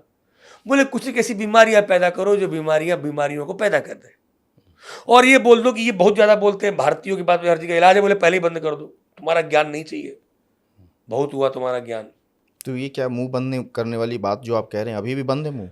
आप यदि मैं अभी आपको दवाई बताऊं जी, और यदि लीगलिटी को आप मानते हैं तो अब आप दवा दे सकते हैं आयुर्वेद वाले, लेकिन मीडिया पे इसकी बात नहीं कर सकते, प्रचार नहीं कर सकते। इतना बड़ा षड्यंत्र। लेकिन आप बताओ, जो सुबह उठता है उसको जाए दुनिया जाए इसी तैसी में, वो हनुमान जी को याद इसलिए नहीं करता जो प्रेम है भगवान से, भैया किसी तरह से हमारी वो डर लग रहा है उसे ऐसे ऐसे, या वो जाता है वो नमाज पढ़ने, या जाता है वो अपनी प्रेयर करने चर्च में, है वो सब इंडियन एक ही। और उसके बाद में वो था तो यही ना सनातनी। अब वो जाकर के दिन भर काम करता है, शाम को आता है, बाइक वाला है तो पत्नी को बिठाता है, बच्चों को, कार वाला है तो लेता है, कुछ आइसक्रीम वाइसक्रीम लेता है, खिलाता कहता है। और दिल्ली वगैरह में तो वो तो आजकल तो थोड़ा सा 60-90 का कल्चर है, सो गया। वो कहाँ इन सब चक्कर में पड़ने वाला, वो तो वैसे भी मरा हुआ है। जागरूक करना है डायबिटीज से निकालने के लिए, तो उसको एक बात बता दो कि अंदर के सॉफ्टवेयर को बेहतर बना दो। ये बीमारी नहीं है, आपको डायबिटीज नहीं है, आपको नहीं है। इस भैया आप लोगों ने जीवन में संघर्ष किया है, आप लोग मीडिया लाइन में रहकर कहां कहां गए हैं। आप इंडिया टीवी में आपका इतना बड़ा इतिहास है, आपका भी इंडिया टीवी में इतिहास है, और कितने चैनल्स में आपका इतिहास है साहब, बहुत 5-7 चैनल रहे हैं, है ना। तो जीवन में जब आपने इतने ज्यादा धूप छांव तपेड़े स्ट्रेस, सब बॉडी के अंदर साहब ग्लूकोज की जरूरत पड़ी, बेचारा देता चला गया उसने। अब इसको ठीक करने का तरीका क्या? हाँ वो जरूरी है जानना। अब मैं डायबिटीज का तरीका नहीं बताऊंगा, मैं तो बस अब आपकी ग्लूकोज को ठीक करने का तरीका बताऊंगा। मैंने दवाई बनाई एक, चाय, उसका नाम रखा है शुगर बैलेंस टी। मैं डायबिटीज का नाम ही नहीं लेता।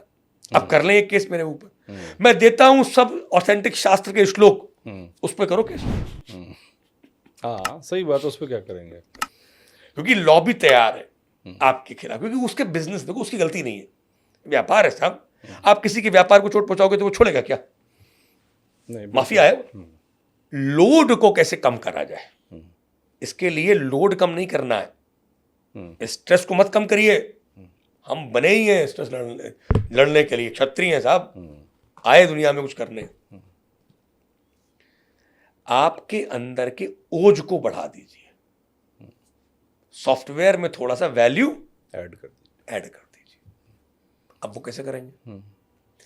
सबसे पहले तो विरेचन करके बॉडी के अंदर के टॉक्सिन्स को रोज निकालिए। त्रिफला रोज रात में हनी के साथ में लीजिए। फ्रक्टोज है, कोई टेंशन की बात नहीं है, ग्लूकोज स्लो रिलीज होगा। हाँ। दूसरा, सेकेंड वर्ल्ड वॉर जब हुई तो नाइट्रोजन ट्राईऑक्साइड जो इनका जो बॉम्ब मटेरियल था यूरोप में, अब वॉर तो खत्म हो गई और जर्मनी ने ये बहुत बनाया था, यूरोप ने और इंग्लैंड ने। अब इन्होंने ये सब डाल दिया जमीन के 20 फुट गड्ढा करके अंदर। पर वो बॉम्ब मटेरियल है, वो सारी जमीन में घुमा। इनके यहाँ इनके 4 सीजन होते हैं, 6 नहीं होते हमारे यहाँ। इनके यहाँ सिर्फ 4 महीने ही खेती होती है, बाकी टाइम पे तो -20 -30 बर्फ। हाँ। इनके यहाँ गेहूं उगता था वो गेहूं और 4 ही यहाँ- महीने उगता था।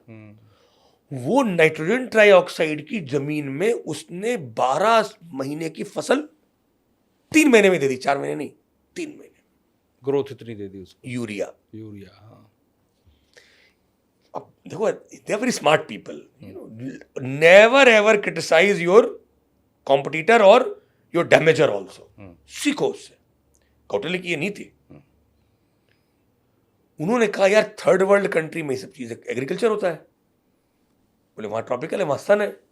बोले यार 4 महीने में इतना उगा रहे हैं, वहां तो 12 महीने में वो उग जाएगा और उनसे फिर हम खरीद लेंगे। उन्होंने दबा करके कहा भैया ये तू ले,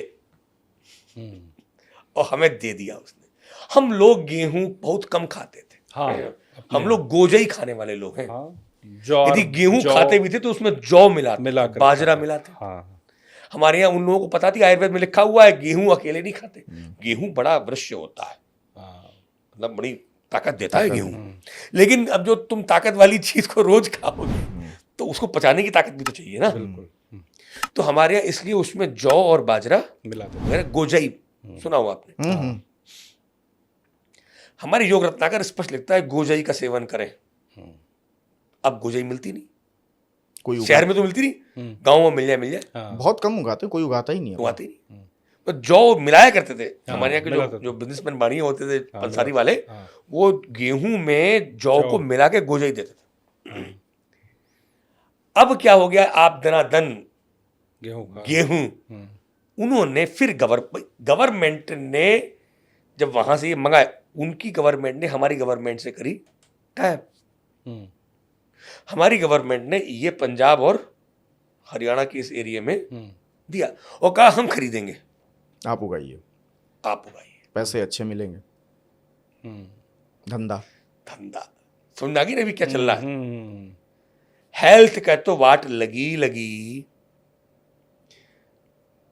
जो पैसा है वो भी बर्बाद हुआ, वो जहर आपने लिया, जमीनें बर्बाद हुई, जमीनें खत्म कर दी, वो जहर घर घर पहुंचाया। डायबिटीज कैसे नहीं होगी?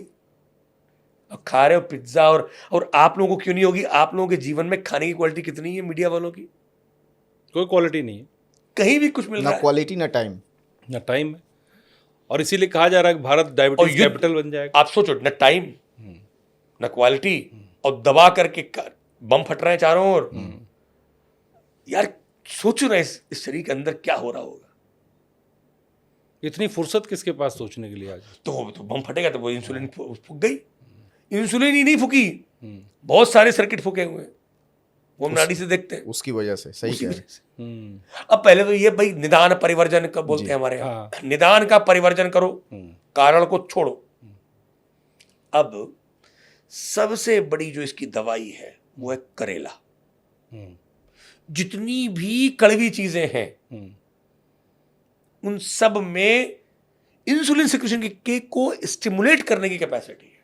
अच्छा, हार्मोन स्टिमुलेशन करते हैं ना वो। इनमें भी सबसे बड़ी दवा है गुडूची, सबसे कड़वी है वो भी, गुडूची, हाँ, गुर्च, गिलोय, किलो अमृता उसका नाम है। गुडूची तू कटुका तिक्ता, कड़वी तीखी है तो स्वाद उपाका रसायनी, लेकिन अंदर जाकर के तू मीठी हो जाती है, स्वाद उपाक। रसायनी है, बुढ़ापा नहीं आने देती है। अच्छा, गिलोय के लिए शास्त्र में कही हुई लाइन में कोट कर रहा हूं, मैं कौन हूं कहने वाला कि गिलोय अच्छी, जो देखो बोल देगा गिलोय अच्छी, ऐसे ना बोलो, बताओ ना क्यों अच्छी। आचार्य लिख गए हैं गिलोय के लिए, गुडूची तू कटुका तिक्ता स्वाद उपाक अंदर जाकर के ये क्यों अच्छी है, ये मीठी हो जाती है और रसायन बना देती है, बुढ़ापा नहीं आने देती।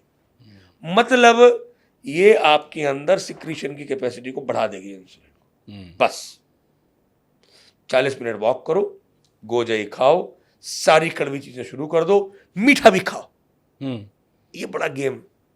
मीठा बंद करो, अब कड़वा तो खा नहीं रहा हूं, सही बात है। कड़वा खिला के फिर मीठा खिला, आराम से मीठा पसंद। एक चीज़ और है, जैसे हमारे यहाँ आप कहते हैं कि आपका पेनक्रियाज है वो ख़राब हो गया, कहते हैं ना मेडिकल साइंस में, अब वो सही नहीं हो सकता है, क्या पॉसिबल है उसको काम करवाना दोबारा देखो पेनक्रियाज? साहब ऐसा है, जैसे आपने कहा रिपेयर जब तक मैं जिंदा हूं मेरी कंपनी के अंदर सब चीजें मैं ठीक कर सकता हूं, मेरी संस्था में, मेरे आश्रम में। जब तक आपके अंदर आत्मबल है, आप इस पॉडकास्ट वाला की कोई भी विपत्ति को, इसके पेनक्रियाज को, इसके हार्ट को, ये जहां बैठे हैं ना, ये आपके पॉडकास्ट वाले का उदर है, पेट है, जहां पर खाना पच रहा है। बिल्कुल। वो आंख था रिसेप्शन, कान जहां पे हाथ थे, जहां पे आपने हमको रिसीव किया था। वो जहां पर लीवर होगा अभी, जहां पर अभी सब आप इसको प्रोसेस करेंगे, प्रोसेस करें, हाँ कोई भी अंग खराब होगा तो आप ठीक नहीं कर पाओगे क्या? बिल्कुल करेंगे। तो जब तक मैं जिंदा हूं मैं सब कुछ ठीक कर सकता हूं।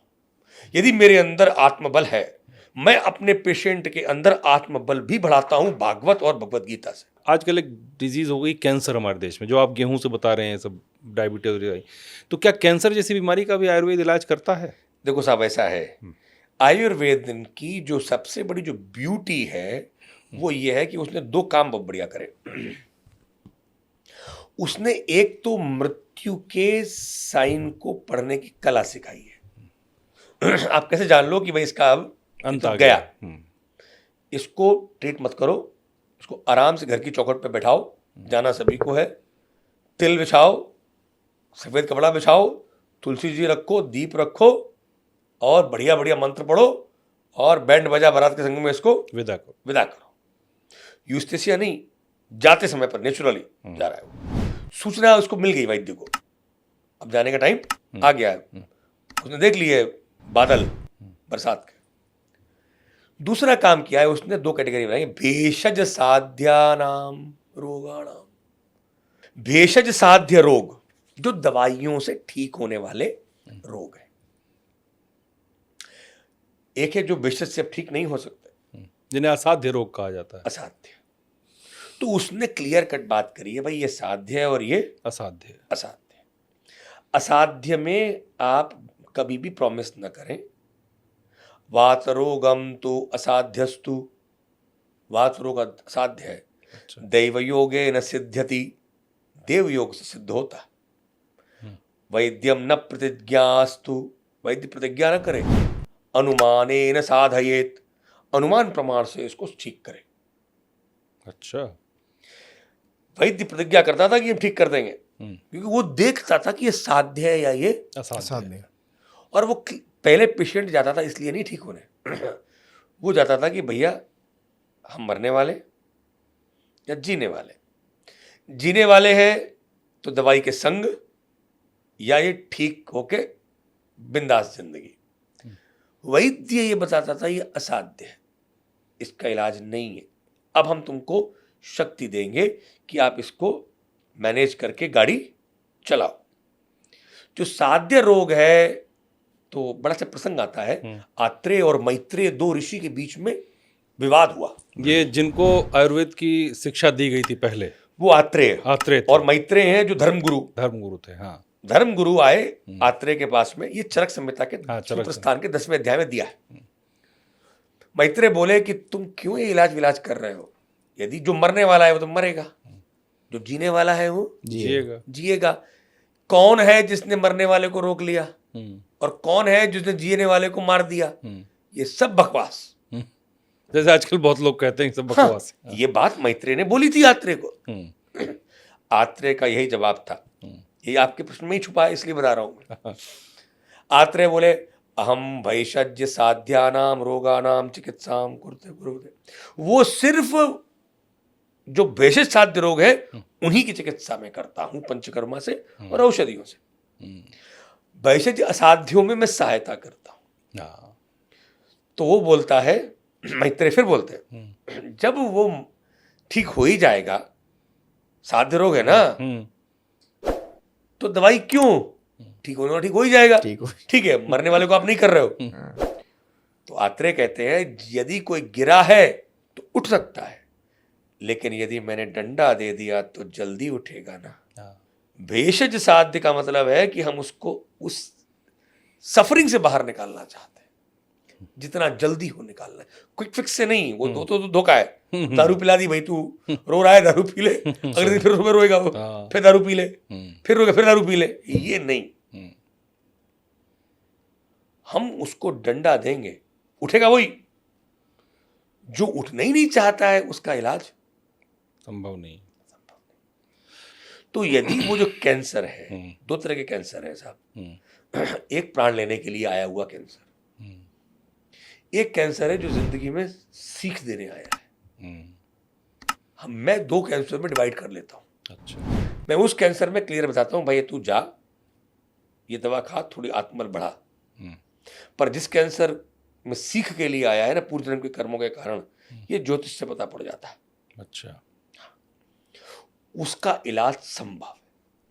इसलिए वह एक ही रोग बुखार तक असाध्य हो सकता है, साध्य भी हो सकता है। अच्छा। कैंसर भी साध्य भी है, असाध्य भी है। डायबिटीज भी साध्य भी है, असाध्य भी। तो ये कभी भी प्रॉमिस ना करे कोई। मैं ये कहता हूं कि इससे निश्चित रूप से लाभ होगा, असाध्य वाले को भी, साध्य वाले। लेकिन साध्य का लाभ यह है कि वो इससे बाहर आ जाएगा, असाध्य को थोड़ा सा जीने में तकलीफ रहेगी, आसानी हो जाएगी, तकलीफ थोड़ा कम हो जाएगी। जाते जाते मैं एक अंतिम सवाल आपसे कर जाऊं कि आप डॉक्टर साहब हैं, आयुर्वेद को बहुत अच्छे से आप जानते हैं, तो मुझे, देश को, समाज को, लोग को, देश के राजनेताओं को कोई एक ऐसा संदेश दीजिए जो आयुर्वेद को बढ़ाए।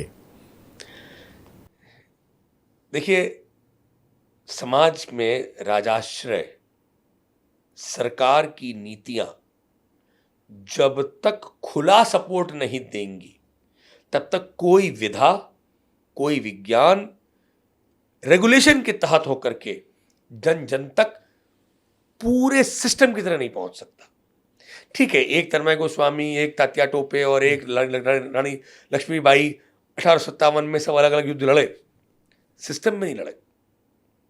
सिस्टम ब्रिटिश के पास था, आज वही सिस्टम चल रहा है हमारे यहां भी। हमको सिस्टम में अब आ रहे हैं हम, इसलिए भविष्य बहुत उज्जवल है। मैं एक बात कहना चाहता हूं, सिस्टम कितना भी ताकतवर हो, वो यदि करप्ट है तो या तो वो उस विधा को जो लोगों के कल्याण के लिए है, जन कल्याण के लिए है, उसको लेगा नहीं, और लेगा तो उसे बर्बाद कर देगा, उसके अंदर व्यापार डाल देगा। तो मैं बहुत चिंतित हूं इस विषय से आप चिंतित हैं, लेकिन मैं ये मानता हूं कि मैं चिंता करके क्या करूंगा, मुझसे जो बनेगा वो करता जाऊंगा। मैं एक बुलबुला, ये प्रकृति ने मुझे पैदा किया, खत्म हो जाएगा, फिर कोई पैदा होगा, फिर मैं आऊंगा, फिर आप आएंगे, ये लड़ाई तो चलती सिस्टम के संग में चलेगी। बस ये करिए कि सिस्टम का सबसे बड़ा जो चार उसके जो पैर है, उनमें एक है मीडिया, आवाज। हम सिस्टम की आवाज की बजाय जनता की आवाज बने। जनता को क्या चाहिए वो पता पड़े, हम वो काम करते रहे, सिस्टम झुकेगा। सिस्टम फायदे के सामने झुकता है या ताकत के सामने झुकता है? बिल्कुल बिल्कुल। तो डॉक्टर तन्मय गोस्वामी के साथ हमने आयुर्वेद पर बात की, उसके इतिहास पर बात की और भविष्य पर बात की, और क्या उसको कैसे आगे बढ़ाया जाए, कैसे जागरूकता फैलाई जाए, इस सब विषयों पर बात हुई और बहुत अच्छे से जवाब भी दिया। हम डॉक्टर तन्मय गोस्वामी के साथ दोबारा फिर बात करेंगे, क्योंकि इनके पास बहुत सारी और बातें हैं बताने के लिए समाज को, उस पर आगे हम और एपिसोड लेकर आएंगे। आपका पॉडकास्ट वाला देखने के लिए बहुत धन्यवाद। प्लीज़ हमारे चैनल को सब्सक्राइब करें, शेयर करें, कमेंट करें, लाइक करें और सुझाव ज़रूर दें। बहुत बहुत धन्यवाद सर आपका समय। बहुत बहुत धन्यवाद। Thank you so much Dharmendra ji, Abhishek ji, बहुत बहुत धन्यवाद।